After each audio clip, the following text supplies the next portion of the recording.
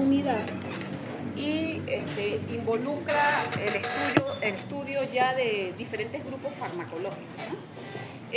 Ustedes vieron el día viernes la clase introductoria al sistema nervioso autónomo, que les sirvió como un repaso porque es una clase muy fisiológica, ¿no? Para recordar al sistema nervioso autónomo, la división del sistema nervioso autónomo, que ustedes bien recuerdan, se divide en sistema nervioso simpático y parasimpático. Entonces, en la clase de hoy nosotros vamos a hablar acerca de la farmacología del sistema nervioso parasimpático, que involucra entonces lo que son los fármacos colinérgicos, los cuales los vamos a ver durante 2 horas. Hoy, que es lunes, el miércoles no hay actividad porque es día libre, y nos volvemos entonces a ver el día viernes 21, que es el día del parcial, con la segunda hora. El miércoles 19 es día de asueto para la universidad. ¿Estamos de acuerdo? No lo sabía. Ah, bueno, porque lo veo que le cayó como un balde de agua fría. Entonces, no va a haber actividad. Es el cumpleaños de Carlos, ¿sabes? ¿Verdad? El aniversario de la universidad. Hay una serie de actividades que inician el día de hoy, que son el 17, durante esta semana. Cumpleaños, por eso que lo dieron libre. Entonces, fíjense, vamos a dar inicio hablando del primer grupo que corresponde a los fármacos colinérgicos el día de hoy, el día viernes, y luego en una tercera hora, creo que con la doctora Nayib, ustedes van a ver entonces lo que son los fármacos anticolinérgicos, ¿de acuerdo? Bien, lo primero que vamos a hacer entonces es definir a los fármacos colinérgicos. ¿Y qué son los fármacos colinérgicos? Son un grupo de fármacos que produce acciones similares a las que produce la acetilcolina y o activación del sistema nervioso parasimpático. De allí, entonces, que se conozcan con el nombre de fármaco colinérgico o parasimpático mimético. ¿Por qué? Porque mimetizan la activación del sistema nervioso parasimpático, ¿sí? Sin embargo, estos fármacos también ustedes lo pueden encontrar con el nombre de agonistas muscarínicos por su interacción de manera directa, ¿verdad? E indirecta, directamente con los receptores colinérgicos. Entonces, de tipo muscarínico, y es por eso que también lo pueden encontrar ustedes con el nombre de agonistas muscarínicos. Entonces, repito, corresponde a un grupo de fármacos que va a producir acciones similares a las que produce la acetilcolina y o activación del sistema nervioso parasimpático. De allí que se conozcan con el nombre de fármacos colinérgicos o parasimpático miméticos, porque mimetizan la activación del sistema nervioso parasimpático. Incluso estas también se pueden encontrar bajo la denominación de agonistas, les dije yo, muscarínicos, por su interacción directa con los receptores colinérgicos tipo muscarino. Incluso lo pueden llegar a encontrar como colinomiméticos. Como ya dijimos, mimetizan la acción de la acetilcolina. ¿De acuerdo? ¿Sí? Bien.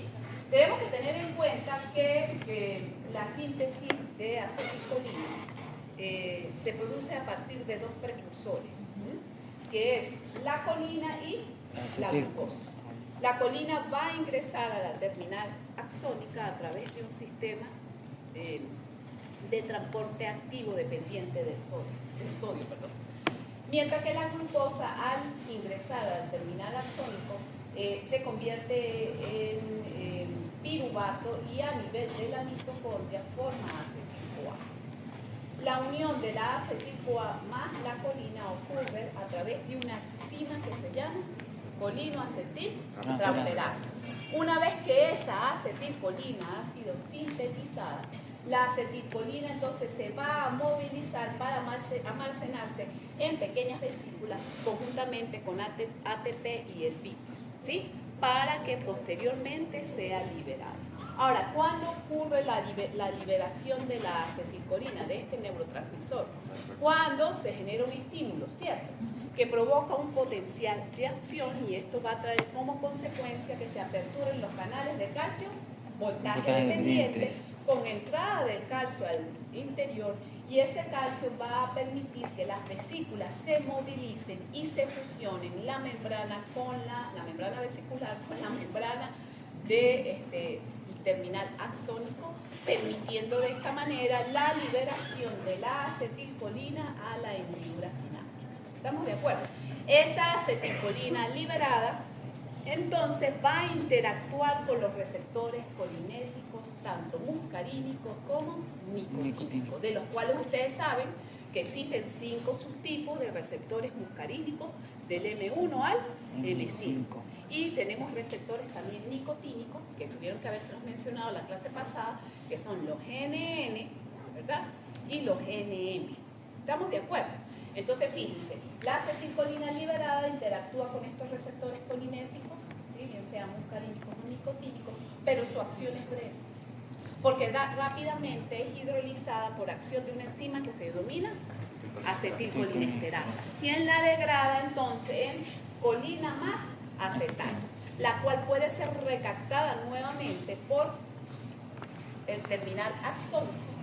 Sin embargo, esta recaptación puede ser bloqueada por sustancias como el hemicolino, o también se puede inhibir o bloquear el transporte de la acetilcolina hacia las vesículas por el besamicol, o se puede inhibir también la liberación de la acetilcolina por la administración de sustancias como la toxina botulínica. La toxina botulínica, ustedes saben, tiene interés desde el punto de vista estético, también tiene interés en el área de la oftalmología, porque se puede utilizar para el tratamiento del estrabismo y del blefaroespasmo. Al igual tiene un interés odontológico, sobre todo para el tratamiento de problemas a nivel de la articulación temporomandibular. ¿Estamos de acuerdo? Entonces es importante recordar cómo ocurre la síntesis y liberación de la acetilcolina, recordando que su acción es breve porque rápidamente es hidrolizada por la enzima que se denomina acetilcolinesterasa. ¿Estamos de acuerdo? Que la degrada en colina y acetato, que nuevamente puede ser removida. ¿Sí? Ahora fíjense, ¿cómo se clasifican los fármacos colinérgicos? ¿Sí? Los fármacos colinérgicos los vamos a poder clasificar, o se clasifican, mejor dicho, no lo clasificamos nosotros. Se clasifican según su mecanismo de acción en fármacos colinérgicos de acción directa. Son aquellos fármacos que van a interactuar directamente con los receptores colinérgicos. ¿Sí? Y tenemos los fármacos colinérgicos de acción indirecta, denominados también anticolinesterásicos, los cuales van a actuar inhibiendo a la enzima que degrada la acetilcolina. Es decir, inhibiendo a la acetilcolinesterasa. Y esto trae como consecuencia que aumente, mejor dicho, la biodisponibilidad de la acetilcolina. Por lo tanto, va a haber más acetilcolina disponible para que puedan interactuar con los receptores colinérgicos. ¿Estamos de acuerdo? Esto es un mecanismo indirecto. Dentro de esos fármacos colinérgicos de acción directa que mencionamos, que interactúan directamente al unirse a los receptores colinérgicos, tenemos en primer lugar a los ésteres de colina. Aquí se encuentra la acetilcolina y los ésteres de colina, que son fármacos de origen sintético, son ésteres sintéticos. Y, por supuesto, está la acetilcolina, que tiene poca importancia desde el punto de vista clínico, ya vamos a mencionar. Y por el otro lado tenemos a los alcaloides. Sustancias naturales, son alcaloides, derivados, ya vamos a ver, por ejemplo, la pilocarpina, de un arbusto suramericano, de las hojas de un arbusto suramericano, llamado Pilocarpus. O la arecolina, que es un alcaloide obtenido de la nuez de betel. Ya lo vamos a describir. ¿De acuerdo? Entonces, lo primero que ustedes tienen que tener fijo, el conocimiento, es que los fármacos colinérgicos se clasifican en acción directa y de acción indirecta. Y dentro de, de fármacos colinérgicos de acción directa, tenemos a la acetilcolina y los ésteres de colina, y tenemos por el otro lado a los alcaloides. Tenemos también sustancias de origen sintético, aquí no debería ir esta raya, como es el caso de la cibemelina, perdón. Y fíjense que la cibemelina es un derivado de la acetilcolina que muestra afinidad sobre todo por los receptores muscarínicos M1 y M3, sobre todo a nivel de las glándulas salivales y a nivel del epitelio lacrimal. La cevimelina, ya vamos a describirla también, ¿de acuerdo? Sobre todo, repito, tienen mayor afinidad por los receptores muscarínicos M1 y M3 que están a nivel de las glándulas salivales y a nivel del epitelio lacrimal. La cevimelina, y ya vamos a ver cuál es su interés desde el punto de vista clínico. Y por otro lado tenemos los de acción indirecta que mencionamos, son fármacos colinérgicos que van a actuar inhibiendo a la acetilcolinesterasa, por lo tanto aumenta la disponibilidad de este neurotransmisor para que pueda interactuar con los receptores colinérgicos. Y ellos se van a clasificar, ¿verdad?, en reversibles o no covalentes, porque se unen de manera reversible a la enzima.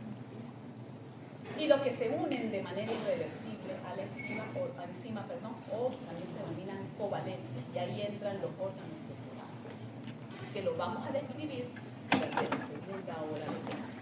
Durante esta primera hora de clase solamente vamos a hacer referencia a los fármacos colinérgicos de acción directa, que como ya lo mencionamos y lo vuelvo a repetir, interactúan directamente al unirse a los receptores colinérgicos.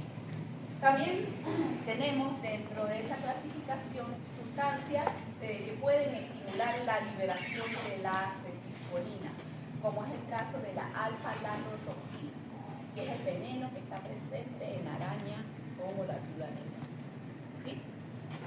Y produce un cuadro que se denomina lactrodectismo, que vamos a describir durante la segunda hora. ¿De acuerdo? Bien. Vamos a ver entonces, dentro de esos fármacos colinérgicos de acción directa, yo les había mencionado que se encuentra la acetilcolina y los ésteres de colina. Hablemos de la acetilcolina, en primer lugar. La acetilcolina tiene poca importancia desde el punto de vista clínico, ¿sí?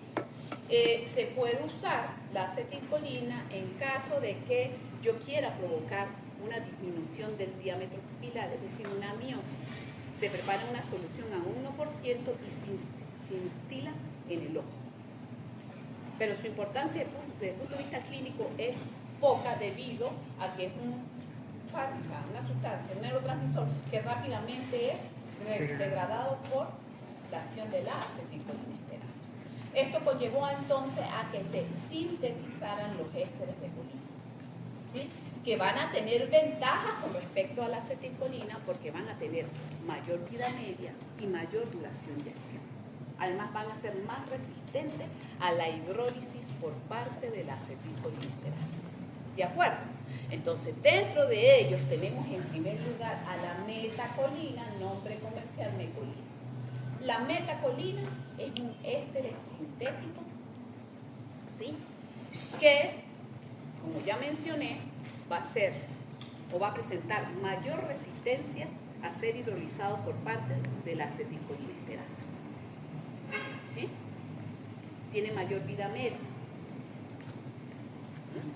Y la metacolina tiene presente un grupo metil. ¿Sí? Muestra o produce sus acciones, mejor dicho, fundamentalmente sobre los receptores muscarínicos que están a nivel del aparato cardiovascular, la metacolina. ¿Estamos de acuerdo?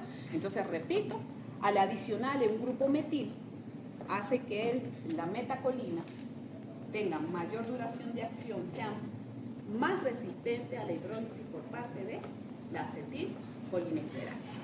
Y como característica importante, la metacolina muestra acciones muscarínicas predominantemente sobre el aparato cardiovascular.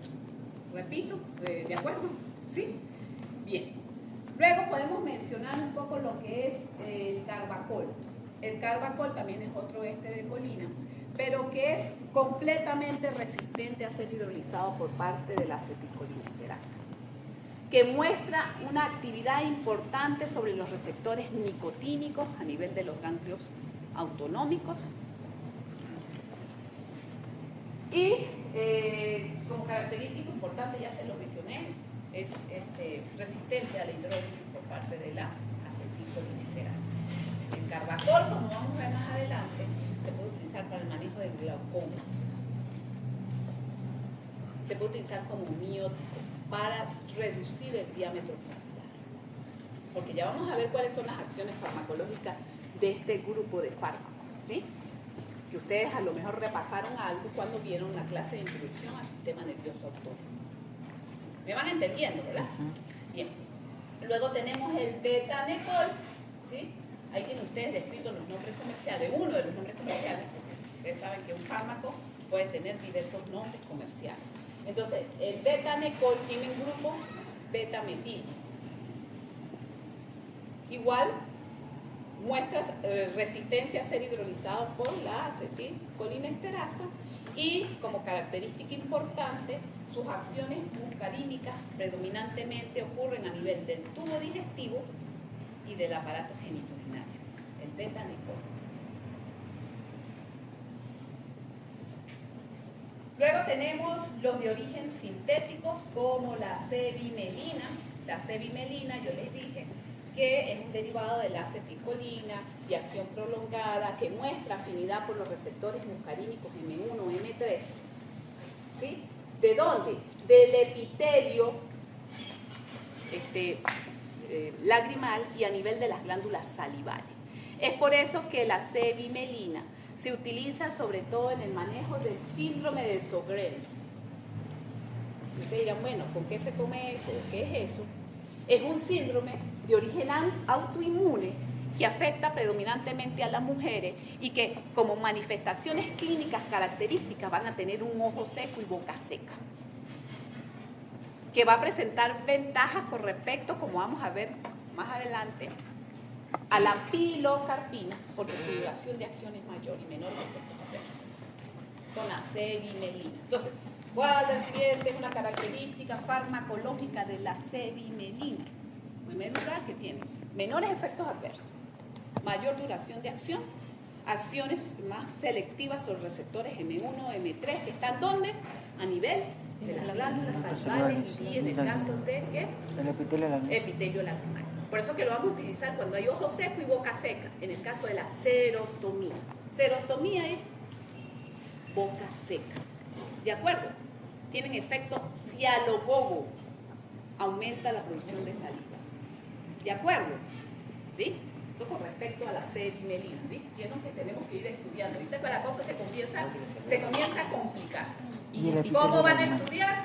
Empezando a hacer cuadros comparativos. Hoy ven colinérgico y el día viernes, la semana que viene estamos viendo anticolinérgico. Entonces empiecen a hacer cuadros comparativos. ¿Ven? Luego tenemos por el otro lado lo que son los colinérgicos directos, donde se encuentran el grupo de los alcaloides. ¿Sí? Tenemos en primer lugar a la muscarina. La muscarina es una amina cuaternaria que se obtiene de un alcaloide obtenido del hongo Amanita muscaria, que tiene, vamos a decir, interés desde el punto de vista toxicológico, porque puede dar cuadros de intoxicación por la ingestión de este hongo. Era muy típico de la gente que se iba a consumir hongos en el valle y tomaban una nota ahí bien chévere. Tiene interés, repito, desde el punto de vista toxicológico porque da un cuadro de intoxicación que se denomina misetismo. Misetismo, ya lo vamos a describir. ¿De acuerdo? Un compuesto, una amina cuaternaria. Luego tenemos a la pilocarpina. Ay, yo ya lo adelanté. A la pilocarpina que ustedes tienen acá es un alcaloide obtenido de las hojas del arbusto Pilocarpus. Es un compuesto amina terciaria que se va a utilizar en caso de, vamos a ver más adelante, serostomía, para el tratamiento de glaucoma, entre otros. Repito.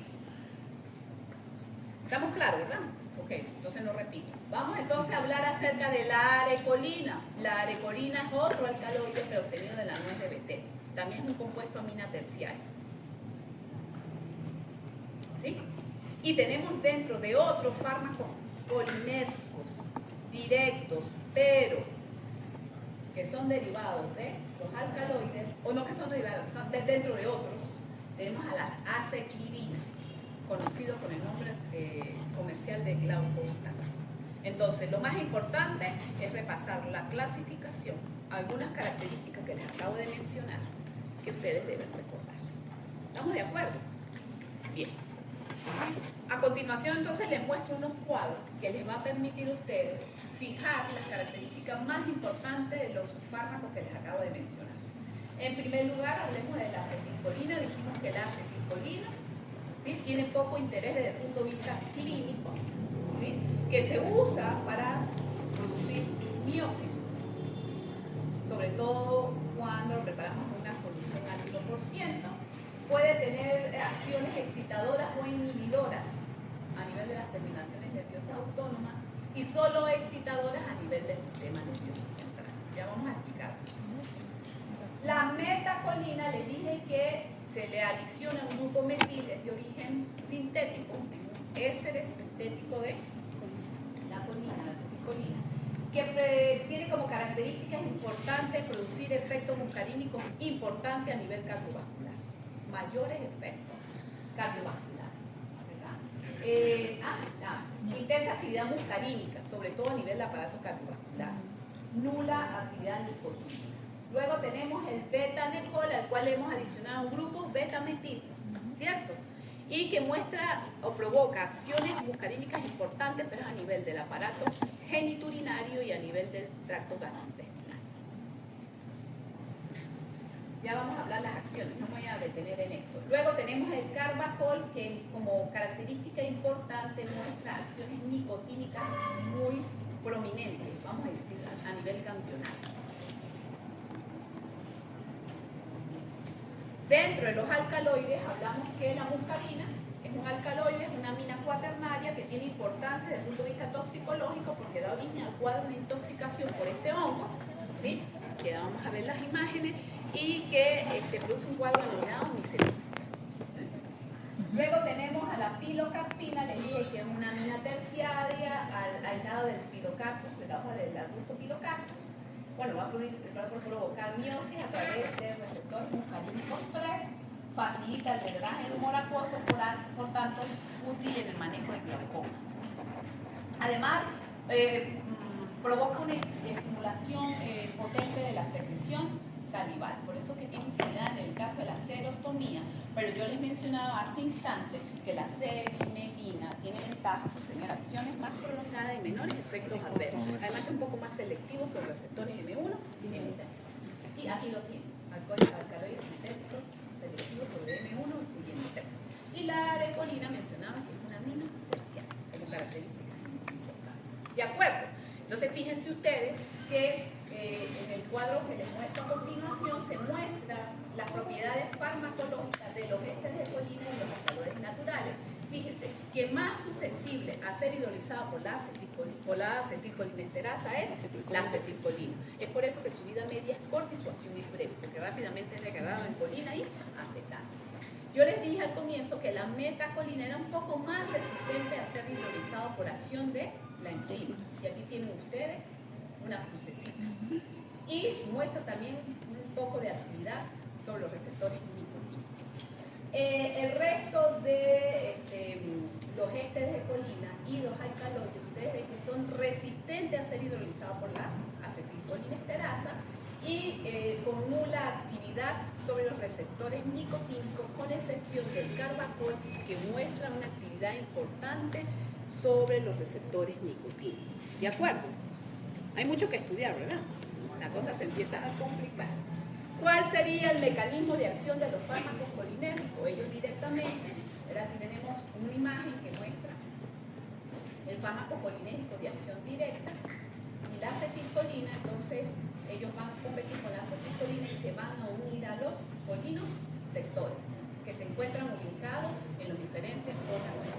O sea, Su acción es directa sobre los receptores que se encuentran en los diferentes órganos efectores. Entonces, ¿qué es lo que tenemos que recordar? Que directamente estos fármacos van a interactuar con los diferentes receptores de tipo muscarínico, que ustedes bien saben que existen 5 subtipos de receptores muscarínicos, del M1 al M5. M1, M3, M5 son de estimulación. Su acción es mediada por activación de la fosfolipasa C, ¿no?, que forma diacilglicerol, inositol trifosfato, que conlleva la movilización de calcio, ¿verdad?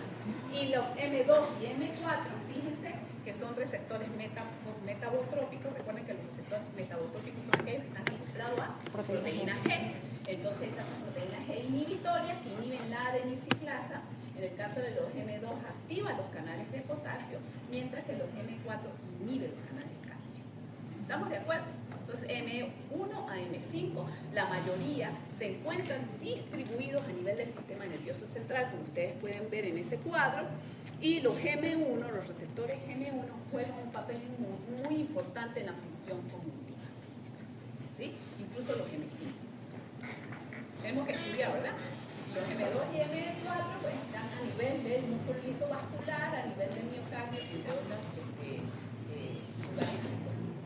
Luego les muestro este esquema para decirles lo mismo prácticamente, que los M1, M3 y M5 son de estimulación, ¿sí? Son receptores que están acoplados a proteínas G, es decir, receptores metabotrópicos que conllevan entonces a la activación de la fosfolipasa C, ¿verdad?, que forman diacilglicerol y inositol trifosfato, que conlleva entonces la movilización de calcio. Por otro lado, tenemos los M2, M4, que son receptores metabotrópicos acoplados a proteínas G inhibitorias, que van a producir bloqueo de los canales de calcio o activación de los canales de potasio. ¿Estamos de acuerdo?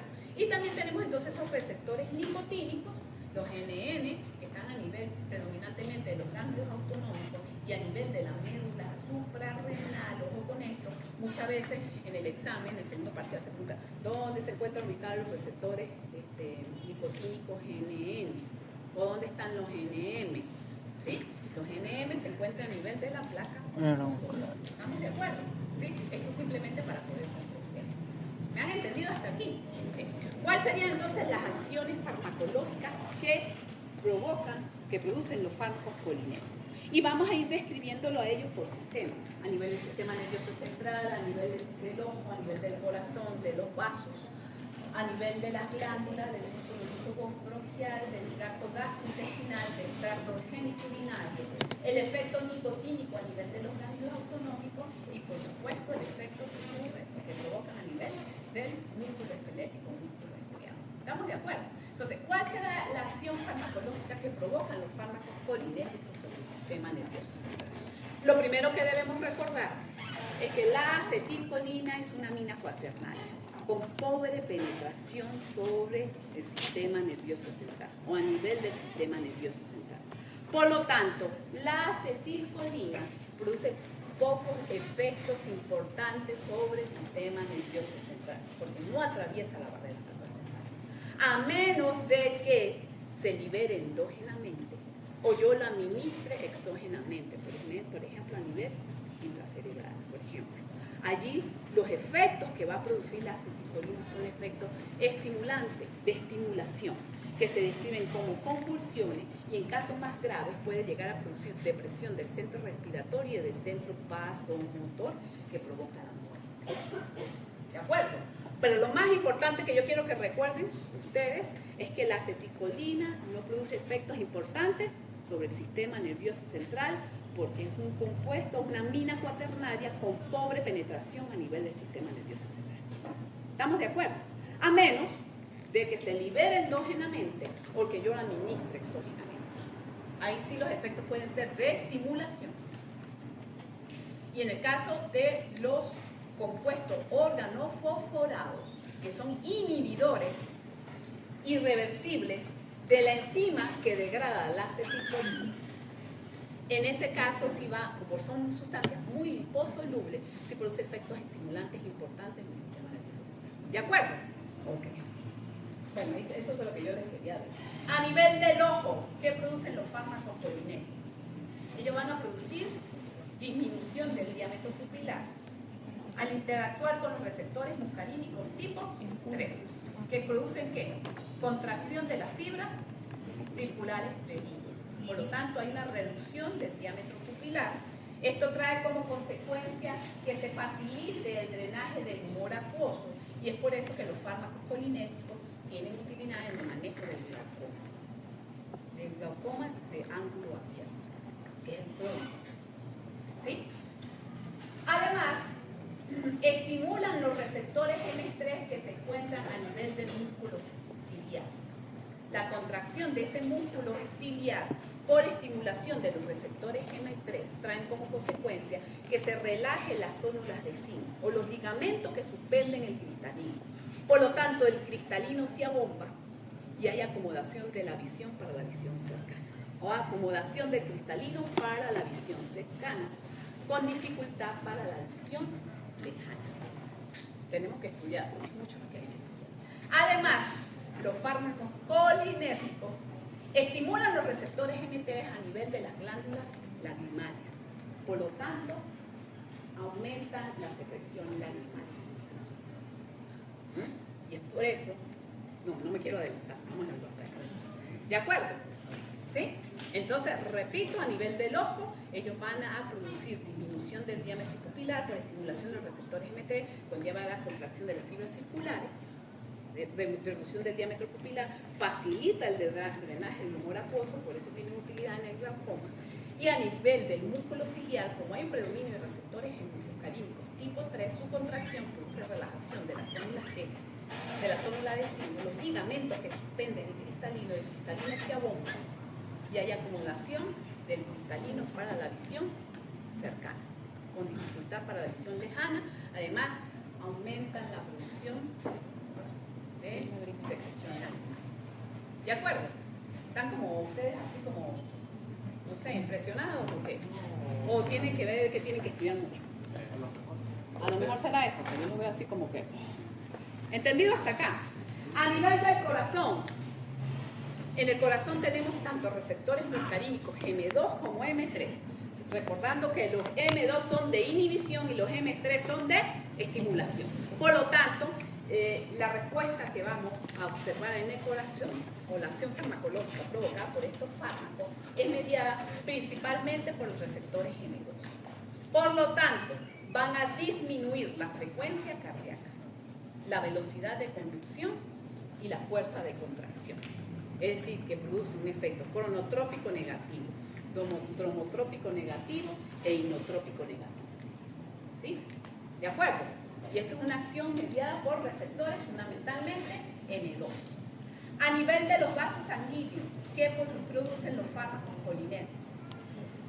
Ellos van a producir, o mejor dicho, van a estimular los receptores muscarínicos M3 que están en los vasos sanguíneos. Por lo tanto, su estimulación va a conllevar a la liberación del factor de relajación del endotelio vascular o óxido nítrico, que produce vasodilatación con caída de la presión arterial. Por lo tanto, lo que se va a observar es una hipotensión arterial. ¿Sí? Esto es una acción mediada por los receptores M3 y ustedes cualquiera me podrían decir, pero ¿cómo si es un receptor M3 que provoca una respuesta excitatoria me va a producir vasodilatación y caída de la presión arterial por un mecanismo indirecto? Porque favorece la liberación del factor de relajación del endotelio vascular. ¿Estamos? Indirecto. Indirecto, porque no es una acción directa. ¿Sí? Porque, ¿qué pasa? ¿Qué pasa si a lo mejor hay una lesión a nivel del endotelio vascular? La estimulación de esos receptores M3 van a producir vasoconstricción, porque no se lleva a cabo la liberación de factor de relajación del endotelio vascular. ¿Sí? Hay patologías que el paciente puede padecer por un daño a nivel del endotelio y no se lleva a cabo la liberación de ese factor relajante. Recordemos que los receptores muscarínicos M3 son receptores afectados a proteínas G que conllevan activación de la proteína C, diacilglicerol, inositol trifosfato, movilización de calcio y carbohidratos, y liberación, por otro lado, del óxido nitroso, por parte del endotelium. ¿Sí? ¿Cuándo se puede observar una respuesta contraria? Cuando hay una lesión a nivel del endotelio y la estimulación de esos receptores G3 que conlleva una respuesta que se observa como una vasodilatación. Pero lo más importante que deben recordar es que produce una vasodilatación. ¿Estamos de acuerdo? Entonces ya sabemos las acciones a nivel del sistema nervioso central, a nivel del corazón, a nivel de los vasos sanguíneos. ¿Cuáles serán otras acciones farmacológicas a nivel de los bronquios? A nivel de los bronquios hay un predominio de receptores muscarínicos M3, los cuales son de estimulación. Por lo tanto, su estimulación sobre músculo liso bronquial produce broncoconstricción, con aumento de las secreciones bronquiales. ¿Sí? Y esto es una acción mediada a través de los receptores muscarínicos M3.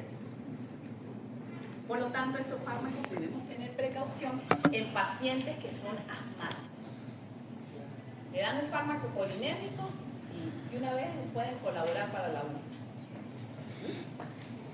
Luego tenemos acciones sobre el aparato gastrointestinal o sobre el tubo digestivo. Fíjense que es una acción también mediada por receptores muscarínicos M3, por lo tanto su estimulación conlleva un aumento del peristaltismo gastrointestinal. Además hay un aumento de las secreciones digestivas, aumenta la producción de moco, aumenta el volumen del jugo gástrico, del moco, de las enzimas, pero no modifica el azúcar. La producción de ácido clorhídrico. Y esto es una acción mediada fundamentalmente por receptores muscarínicos M3. Y esto tienen que irlo estudiando así, porque a veces se les pregunta. Pueden encontrar ustedes algunos guiones, algunos textos viejos de farmacología y de habla que fundamentalmente estas acciones eran mediadas por N1, pero hoy día se conoce que fundamentalmente es a través de los receptores muscarínicos M3. ¿De acuerdo? Para que no se les vaya a olvidar. A nivel de geniturinarios, ¿qué producen los fármacos colinérgicos? Van a provocar, por interactuar con los receptores muscarínicos M3 igualmente, que están a nivel del músculo detrusor de la vejiga, contracción del músculo detrusor con relajación de los esfínteres.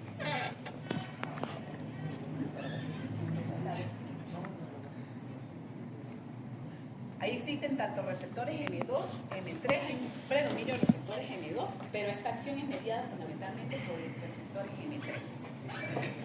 Incluso se ha descrito que estos receptores muscarínicos M2 al parecer inhiben la acción de los receptores beta 2 que son de relajación. Por lo tanto, la respuesta que se produce es de contracción.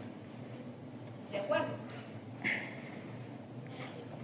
Es por eso que cuando nos asustamos, ¿verdad?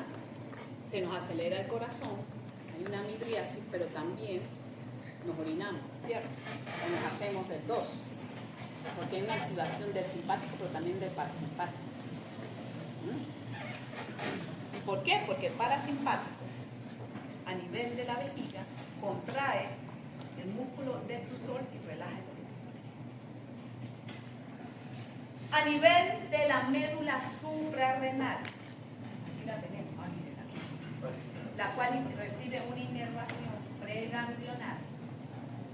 Allí se lleva a cabo la liberación de acetilcolina. Esa acetilcolina que ha sido liberada acá va a interactuar con los receptores nicotínicos que se encuentran en la médula suprarrenal. Debemos recordar que la médula suprarrenal actúa como un ganglio autonómico modificado.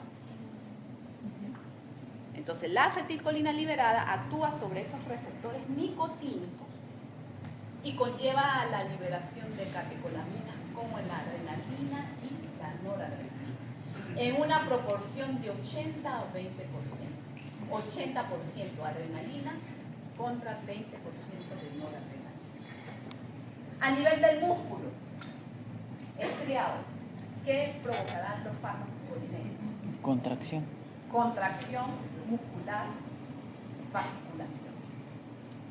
Recuerden que el músculo recibe una inervación, ¿verdad? En este caso es somática. Y ahí se lleva a cabo, ahí presencia de receptores nicotínicos a nivel de la placa motora, ¿sí o no? Por lo tanto, va a provocar contracción muscular y fasciculación. A nivel del aparato sexual, ¿qué provoca los fármacos colinérgicos? ¿Ah? Produce vasodilatación, ¿verdad? Por lo tanto, favorece ¿qué? La erección. Mientras que el simpático, la eyaculación. Es decir, que el parasimpático lo pone duro y el simpático dispara, para que no se lo olvide. En la mayoría de los órganos, ¿sí?, la respuesta es antagónica. Mientras uno estimula, el otro inhibe. Pero hay situaciones en las cuales tanto el sistema nervioso simpático como parasimpático actúan de manera complementaria. ¿De acuerdo? Como es el caso del aparato sexual. ¿De acuerdo hasta acá? Entonces debemos recordar cuáles son las diferentes acciones farmacológicas que les va a producir este grupo de fármacos colinérgicos sobre los diferentes sistemas, a nivel del aparato cardiovascular, a nivel del sistema nervioso central, geniturinario, tracto gastrointestinal, entre otros. ¿Entendido hasta acá? Bien, deben recordar entonces cuál es el tipo de receptor que predomina en el órgano para poder conocer entonces la respuesta que induce la activación de estos receptores muscarínicos. Colinérgicos de tipo muscarínico, que son los que predominan a nivel del órgano. Bien, en cuanto a esas características farmacocinéticas va a depender del grupo farmacológico. En el caso de la acetilcolina y los ésteres de colina, yo les mencionaba al inicio que en el caso de la acetilcolina es una amina cuaternal. Por lo tanto, cuando se administra, su absorción, por vía oral, su absorción es irregular. Recordemos que también tiene una pobre penetración sobre el sistema nervioso central. No atraviesa la barrera hematoencefálica. Se distribuye de manera irregular y debemos recordar que la acetilcolina es rápidamente degradada por la acción o hidrolizada por la acción de acetilcolinesterasa a nivel del sistema nervioso central, pero a nivel de plasma puede ser degradada también o hidrolizada por la butidilcolinesterasa o pseudocolinesterasa, que son de acción inespecífica. ¿De acuerdo? Por lo tanto, la vida media de la acetilcolina es breve. Rápidamente es degradada. De allí que su interés desde el punto de vista clínico sea poco y que se puede usar, les mencionaba hace rato, en el caso de que yo desee producir una disminución del diámetro pupilar. ¿Sí? Tiene interés desde el punto de vista oftalmológico.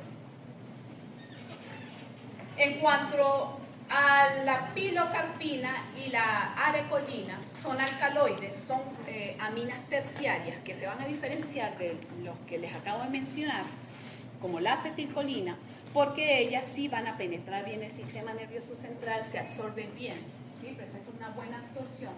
Se metaboliza a nivel hepático, sin embargo, en el caso de pacientes con insuficiencia hepática, debe tenerse precaución, sobre todo con el uso de la pilocarpina.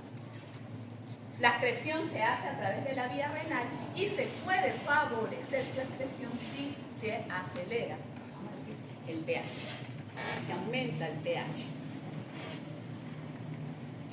Perdón, se acelera su excreción si el pH es ácido, porque si aumento el pH lo estoy alcalinizando. Si se acelera entonces, acelera su excreción si disminuye el pH, el torno ácido. ¿De acuerdo? Entonces, la diferencia con la acetilcolina es que estos son compuestos aminas terciarias que penetran bien el sistema nervioso central, que se absorben muy bien, ¿sí? Se excretan fundamentalmente por la vía renal. Ya habríamos hablado de lo que era la pilocarpina y la arecolina. En esta siguiente tabla, entonces, les muestro las diferencias en cuanto a la susceptibilidad de la acetilcolinesterasa sobre los diferentes ésteres y alcaloides, su efecto sobre el aparato cardiovascular, geniturinario y gastrointestinal, el efecto sobre la pupila y el efecto sobre los receptores nicotínicos.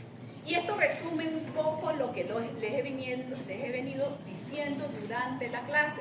Fíjense ustedes, la acetilcolina les dije que tenía poco interés desde el punto de vista clínico, que su acción es breve porque rápidamente es hidrolizada por la acetilcolinesterasa. Es altamente sensible a la acción de la acetilcolinesterasa. Presenta efectos a nivel cardiovascular y genitourinario, puede provocar miosis cuando se instila directamente en la pupila y presenta también efectos sobre los receptores nicotínicos. Si lo comparamos, por ejemplo, con la metacolina, les decía yo, es un éster de origen sintético que presenta acciones muscarínicas, sobre todo a nivel del aparato cardiovascular. ¿Sí? El carbacol, la característica más importante, para no ser muy repetitiva, es que sus efectos más importantes son sobre los receptores nicotínicos que están presentes a nivel de los ganglios autonómicos, ¿cierto? Tenemos también el beta-necol, que les mencionaba yo al inicio de la clase, que sus acciones muscarínicas más importantes ocurren a nivel del aparato genitourinario y a nivel del tracto gastrointestinal.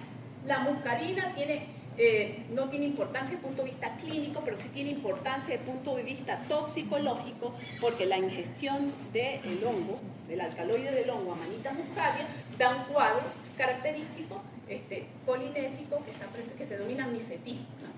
Y que tiene interés toxicológico. Y la pilocarpina, recuerden que yo les dije que se utiliza, y lo vamos a ver ahorita cuando hablemos de las indicaciones, para el tratamiento del glaucoma, en el caso de que exista también xerostomía.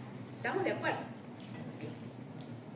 Entonces, fíjense ustedes lo que les acabo de mencionar hace un instante: la muscarina, un alcaloide obtenido del hongo Amanita muscaria, se produce por el consumo silvestre de este hongo a través de la vía oral, que da un cuadro colinético generalizado, ¿sí? Que se caracteriza por salivación, sudoración, dificultad respiratoria, dolor abdominal, alteraciones visuales, hay broncoespasmo, ¿sí?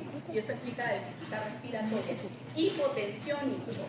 Ahora, ¿cuál sería el fármaco de elección para tratar un cuadro de intoxicación por el consumo de este hongo Amanita muscaria? Un fármaco, todo lo contrario al fármaco colinérico, sería un fármaco anticolinérico, en este caso la atropina. Se puede administrar entonces de 1 a 2 miligramos por vía endovenosa cada 30 minutos, ¿sí? En el caso de que exista un cuadro de intoxicación por el consumo de este hongo denominado, el del alcaloide que está presente en el hongo denominado Amanita muscaria. Mencionábamos también la pilocarpina hace un instante, decíamos que es un compuesto amina terciaria, que muestra afinidad por el epitelio, les decía yo, salival, las glándulas lacrimales. Se utiliza sobre todo como hipotensón ocular, como miótico y en el tratamiento de la xerostomía. Sin embargo, yo al inicio de la clase le dije que la cevimelina hoy día se prefiere ante el uso de la pilocarpina por provocar menos efectos adversos y ser un fármaco que presenta una acción más prolongada que el caso de la pilocarpina. ¿Estamos de acuerdo? Tiene uso, repito, como hipotensor ocular, como miótico y para aumentar la secreción salival. Debemos recordar, en el caso de la xerostomía, es simplemente la presencia de esa boca seca, ¿sí? Dentro de esos usos, en resumen, de los fármacos colinérgicos directos, que son aquellos que les mencionaba al inicio, que ejerce su acción a interactuar directamente con los receptores colinérgicos, ¿de acuerdo? De tipo muscarínico, que son los que están presentes en la mayoría de los órganos efectores, se pueden indicar como mióticos. Tenemos ahí a la pilocarpina, ¿sí? En una solución de 0.5 a 6%, incluso podemos utilizar acetilcolina en una solución al 1% instilada en el ojo para provocar la disminución del diámetro pupilar. Cuando existen sinergias oculares, es decir, adherencias que se han producido posterior como consecuencia de cirugía, se pueden indicar fármacos colinérgicos. En el tratamiento del glaucoma, el glaucoma pues, se caracteriza por un aumento de la presión intraocular, ¿cierto?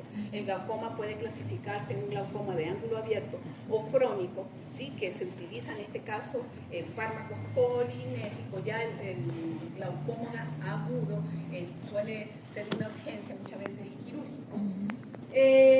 Puede indicarse entonces fármacos colinérgicos de acción directa como el carbacol o la pilocarpina en el diagnóstico de la hiperreactividad bronquial. uno de los fármacos colinéricos usados es la metacolina. ¿Sí? La metacolina viene en forma de polvo, el cual se prepara con solución fisiológica al 0.9%, lo vamos a administrar por inhalación. Sin embargo, debemos tener claro que el paciente pues, no esté presente un cuadro de asma y tener con nosotros presente oxígeno y fármacos broncodilatadores. ¿Sí? Pero uno de los fármacos que se utilizan para hacer el diagnóstico de hiperreactividad bronquial es la metacolina. Por eso ustedes lo tienen acá, yo se las mostré acá, ahí está, viene en forma de polvo, se prepara con solución fisiológica al 0.9% y se administra a través de un nebulizador. Debemos tener mucha precaución, contar entonces con equipo de resucitación, oxígeno, incluso fármacos broncodilatadores como son los agonistas beta-2, donde se encuentra el salbutamol. ¿Sí? Dentro de otras indicaciones tenemos también como cialogobos para aumentar la secreción salival. En el caso de la serotomía podemos utilizar la pilocarpina, podemos indicar la cevimelina. ¿Sí? En el síndrome de Sjögren les dije que es una enfermedad de origen autoinmune que se caracteriza por presentar ojos secos, boca seca, es mucho más frecuente en mujeres que en hombres y en este caso podríamos indicar la cevimelina. Cuando existe atonía intestinal o vesical, ¿sí? Anteriormente entonces se indicaba el betanecol, se prefiere el uso de fármacos colinérgicos, vamos a ver si Dios quiere el día viernes, ¿sí?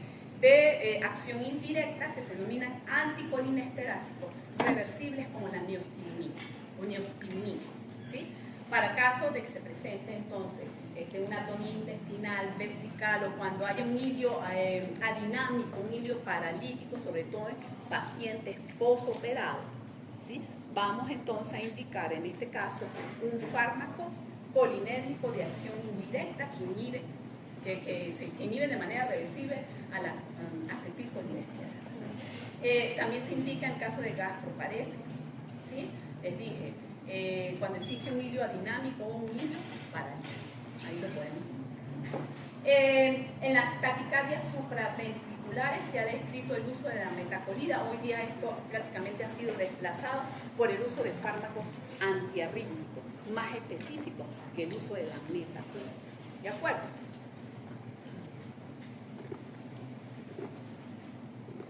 ¿Cuáles serían los efectos adversos? ¿Qué aprendimos nosotros? ¿Qué es un efecto adverso? Es una acción o un efecto no deseado producido por el fármaco cuando se administra en dosis terapéutica. ¿Sí? Entonces si conocemos cuáles son las acciones farmacológicas provocadas por los fármacos colinérgicos, podemos más o menos deducir cuáles serían los efectos adversos.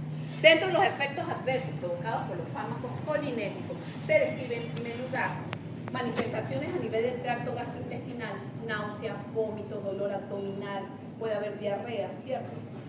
Dolor epigástrico, hay espasmos intestinales, hay salivación, diaforesis, ¿qué más? Dificultad respiratoria, ¿sí?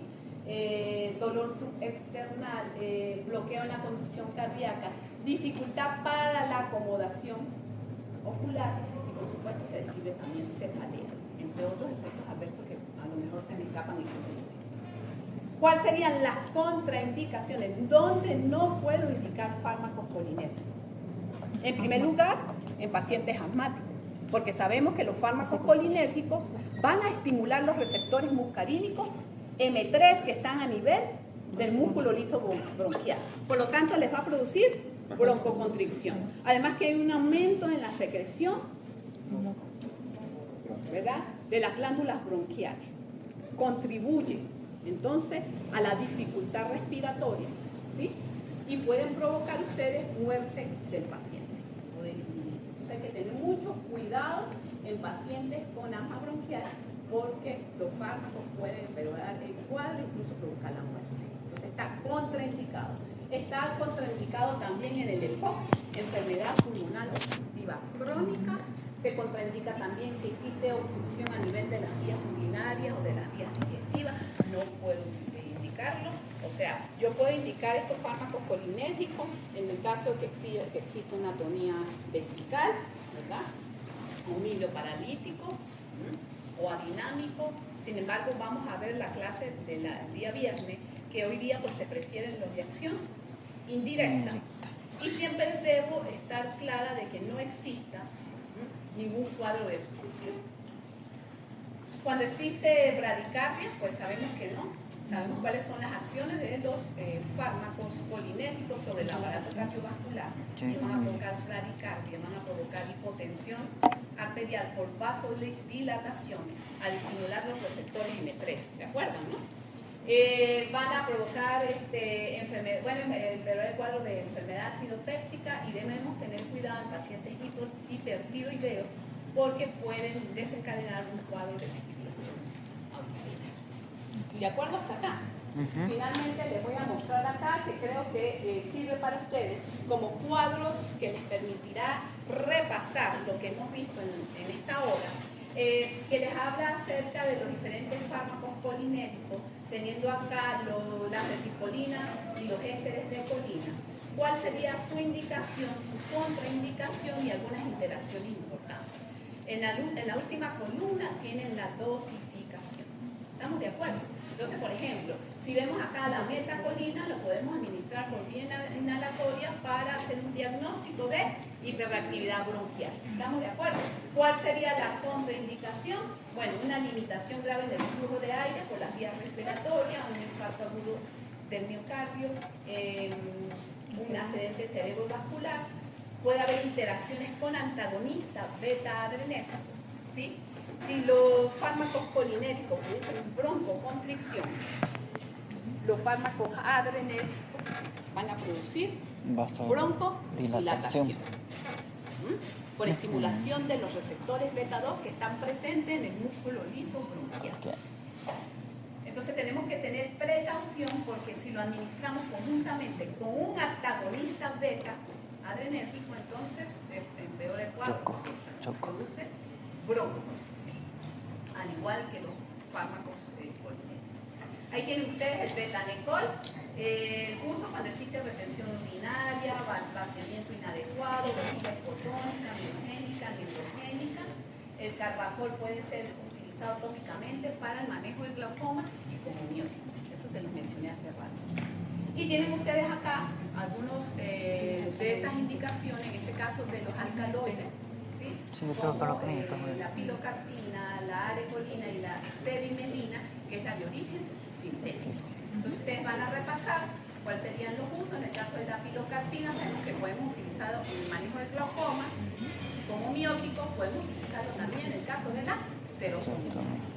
Ahí tienen las contraindicaciones para que ustedes repasen. La cevimelina es el más indicado o apropiado para el tratamiento del síndrome de Sjögren. ¿Sí? Ya dijimos que es una enfermedad de origen autoinmune, ya ustedes tienen descritas esos efectos adversos que los mencionamos de manera general cuando ahorita estamos hablando acerca de los efectos adversos de los fármacos. ¿Estamos de acuerdo? Entonces el día viernes, si Dios quiere, el miércoles no hay actividad, les recuerdo, este es día libre, nos vemos con la segunda hora de fármacos colinérgicos, donde vamos entonces a conocer cuáles son los fármacos colinérgicos de acción indirecta que van a actuar inhibiendo la hidrólisis de la acetilcolina, es decir, la acción de la acetilcolinesterasa. ¿Estamos de acuerdo? ¿Me han comprendido? ¿Entendieron?